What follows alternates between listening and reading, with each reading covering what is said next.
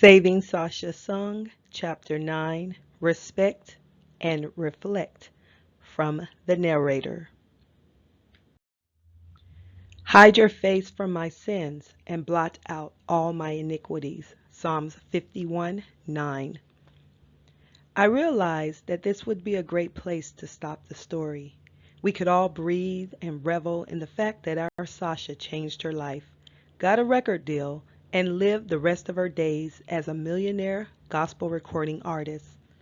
But as we all know, it is a struggle, which is so worth it, to be fully and truly be devoted to God.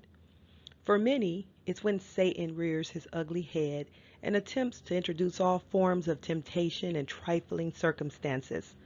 For Sasha, there was no difference.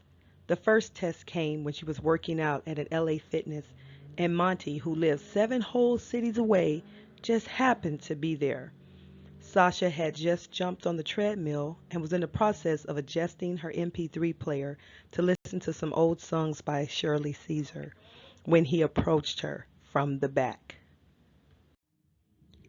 Hey Sasha, where have you been? I've been calling that cell phone of yours for over a month now, leaving all kinds of messages, and you haven't returned a single one.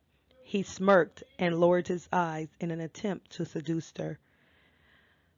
Well, truth be told, I threw the phone in a dumpster soon after I left that circus that was happening at your house. I believed that I deserved better than what you had to offer. I was eliminating you from my life.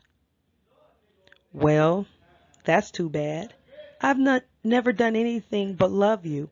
I've never hurt you, and we've always had a good time together. Come on, let me back in. He was begging now. Sorry, Charlie.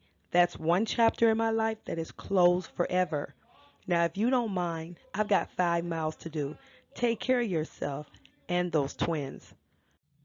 Sasha put the earbuds in her ear and adjusted the incline of the treadmill and began running. Monty stayed behind her for 2 minutes before he finally realized that she meant business and was being honest about ending their ties. Sasha could imagine that the only thing he could think of was the fact that she was serious about some other dude and just wasn't into him anymore. Sasha didn't want him to think that. She truly wanted him to know the truth. She pressed the screen of the treadmill to decrease the speed until it stopped, and she located him downstairs in the weight bench area. Sasha approached him, and she could see him grin at her through the mirror that he was using to access his body. Yo, Monty, I gotta be very honest with you. I haven't dumped you because of any other man other than God. I've given my life to him. I don't want to live the way that I've been living because that was nothing for me to be proud of. The next time I lie down in the bed with a man, he will be my legal husband. I'm growing up, and I would love it if you could respect my wishes and allow me to grow spiritually. Oh, is that all? You done found the Lord. Hey, you ain't got to worry about me. I understand. I never told you, but I'm the son of a preacher. I know what it's like to have the devil riding your coattail every step of the way. I get it. I really get it. You don't have to worry about a thing. But I wish some of what you got would rub off on that beast I accidentally married. I regret ever meeting her. You make me want to go to church now. Take care, Sasha, and remember that I will always love you, and I'm just a phone call away if you ever get lonely. See, that was just the thing. Sasha didn't remember anyone's phone number. Every number she had was saved in the phone, and she would simply highlight the names to get the call through. Thank God for modern technology. She was hoping she wouldn't see him again.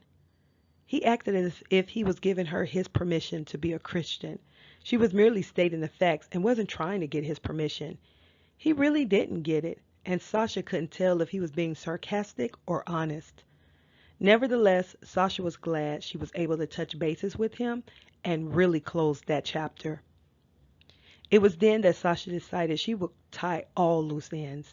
She felt that she may owe Frederick a tiny explanation for her disappearance. He had to know She left because of all the drama he had the last day they'd seen each other, but she wanted him to know that she was all right. Sasha decided to shower and get dressed and drive the 30 minutes to his apartment after her run. It was a good thing Kenya had gone to Magic Mountain with some of her high school buddies. As far as Stanley was concerned, Sasha would go online to get the law office that he works at and give him a quick call to sever all ties. It would be a fresh start for her all over again, and she wouldn't have to feel like she was running from her past.